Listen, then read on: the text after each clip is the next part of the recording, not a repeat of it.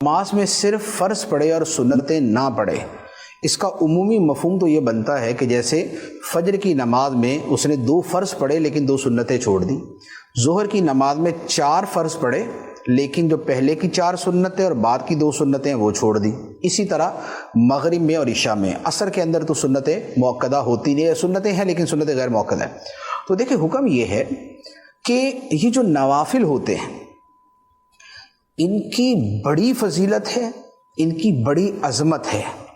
اور قیامت کے دن اگر بندے کے فرضوں میں کچھ کمی رہ جائے گی، جیسے بھولے سے کسی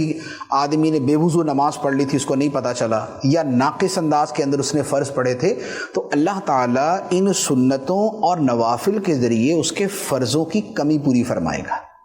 تو انہیں متممات اور مکملات کہا جاتا ہے کہ یہ فرائض کی تکمیل کرنے والی ہیں، یہ ان کو پورا کرنے والے ہیں۔ تو لہٰذا یہ سنتیں اور نوافل یہ بڑے اہم ہیں اور ان کے بڑے فضائل ہیں۔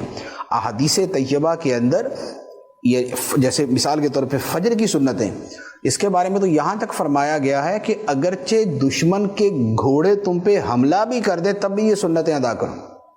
فجر کی سنتیں۔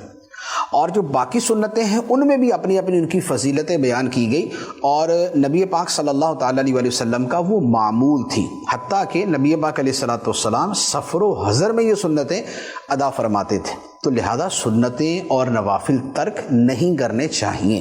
اچھا، اب یہ ہے کہ بالفرض اگر کوئی ترک کرتا ہی ہے تو اس پہ حکم شرعی کیا ہے؟ تو اس کا جواب یہ ہے کہ جو نوافل ہیں یا جو سنتیں غیر مؤکدہ ہیں، اگر ان کو ترک کرتا ہے تو وہ گناہ گار نہیں ہے، ایک فضیلت کا عمل تھا اس نے چھوڑ دیا۔ لیکن اگر سنت مؤکدہ ترک کرتا ہے، سنت مؤکدہ کون سی ہیں؟ ظہر سے پہلے، فجر سے پہلے کی 2، ظہر سے پہلے کی 4 اور ظہر کے بعد کی 2، مغرب کے بعد کی 2 اور عشاء کے بعد کی 2۔ تو یہ سنتیں جو ہیں یہ سنت مؤکدہ ہیں۔ اور جمعے کے اندر یہ ہوتا ہے کہ جمعے سے پہلے کی 4 اور جمعے کے بعد کی 4 وہ سنت مؤکدہ۔ تو اب اگر جو سنت مؤکدہ کا تارک ہے تو اس کے بارے میں حکم یہ ہے کہ اگر وہ ایک آدھ مرتبہ کبھی کبھار چھوڑ دی تو اس پر گناہ نہیں ہے۔ ہاں، اس سے پوچھا جائے گا کہ کیوں چھوڑی، یعنی کہ اس سے پوچھ گچھ ہوگی، سرزنش ہوگی، لیکن اس پر گناہ نہیں ہے۔ لیکن اگر سنت مؤکدہ کے ترک کی عادت بنا لے کہ بار بار چھوڑتا ہے، بار بار چھوڑتا ہے، تو یہ جو سنت مؤکدہ کا ترک ہے یہ گناہ ہے، پھر اس پر گناہ ہوگا، اور پھر گناہ جو ہے وہ بہرحال عذاب کے مستحق ہونے کا سبب بنتا ہے۔ البتہ اس میں ایک اور صورت بھی ہے، وہ فقہاء کرام نے جو بیان فرمائی ہے وہ بڑی سخت صورت ہے۔ وہ یہ ہے کہ جو بندہ سنتیں یہ سمجھ کے چھوڑتا ہے کہ یار ان کی کیا اہمیت ہے، تو اس پر فقہاء کرام نے کفر کا حکم دیا ہے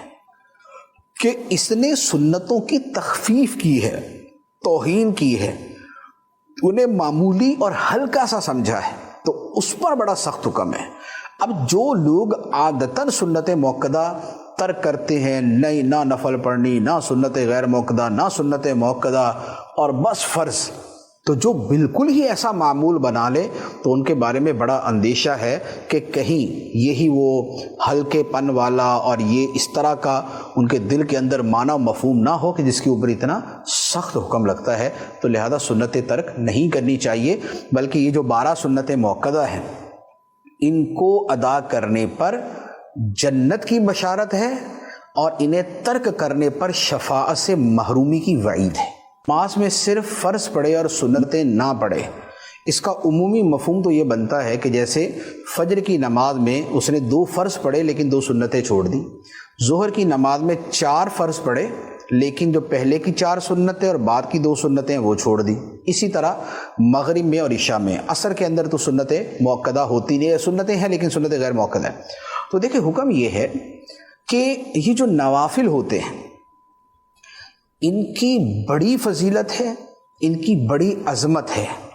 اور قیامت کے دن اگر بندے کے فرضوں میں کچھ کمی رہ جائے گی، جیسے بھولے سے کسی